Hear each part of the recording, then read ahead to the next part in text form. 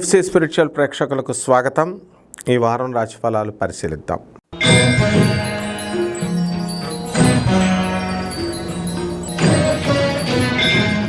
కన్యా రాశి. ఈ కన్యా రాశి వారందరికీ కూడా మనకి ఈ వారం చాలా అద్భుతంగా ఉంది అని మనం చెప్పాలి.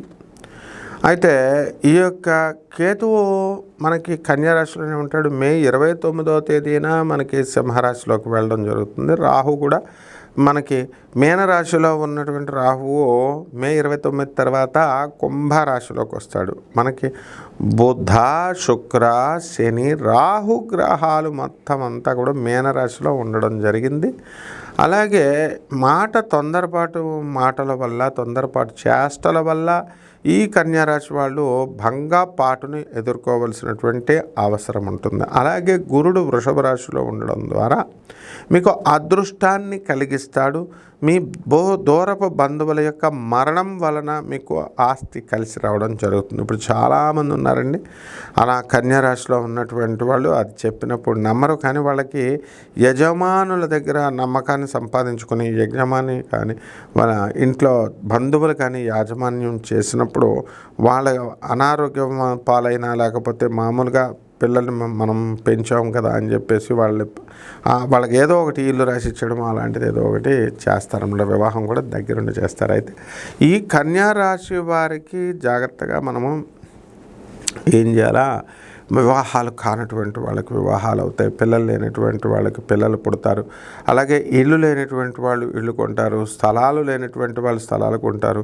మరి మీకు స్థలం ఉన్నప్పటికీ కూడా, ఇల్లు ఉన్నప్పటికీ కూడా పక్కింటి వాళ్ళ యొక్క డ్రైనేజ్ మొత్తం ఆ వీధందరిది వస్తున్నటువంటిది మీ ఇంటి మీదగా మీరేదో తాత్కాలికంగా షెడ్ వేసుకుంటారు. ఆ ఇంటి పైకప్పుల మీద కొంచెం లోయలో ఉండడం వల్ల ఆ పైనుంచి వాటర్ అంతా కూడా డ్రైనేజ్ వాటరు మీ మీద నుంచి వెళ్ళిపోతూ ఉంటుంది. అయినా సరే మీరు పాపం వెళ్ళి అడిగినా సరే వాళ్ళు రిపేర్ చేయించరు. పైగా గోడ పడిపోద్దని చెప్పినా కూడా వాళ్ళు పట్టించుకోరు. ఇలాంటి చికాకులు, ఇలాంటి బాధలు అన్నీ కూడా మీకు చుట్టుముడతాయి అన్నమాట. కాబట్టి అక్కడ మీరు చేయాల్సింది ఏంటంటే, పాపం గొడవ పెట్టుకొని అనవసరం కదా అని చెప్పి మీరు ఇలాంటి విషయాల్లో సున్నితంగా వెళ్తూ జాగ్రత్తగా మీ రిపేర్లు మీరు చేయించుకుంటారు. మళ్ళీ సేమ్ కదా అనమాట. కాబట్టి దీనికి శాశ్వతమైనటువంటి పరిష్కారం కోసం ఈ యొక్క కన్యారాశి వాళ్ళు ఆలోచిస్తూ ఉంటారు. అందువలన పరిహారాలు ఏమిటండి అంటే, వితండవాదాలు కూడా చేయకుండా ఉండడం కోసం వితండవాదాలు చేస్తారు. కాబట్టి రాహు జపం చేసుకోండి, రాహు స్తోత్రాలు జపం చేయండి, అలాగే చదవండి రాహు స్తోత్రాలు.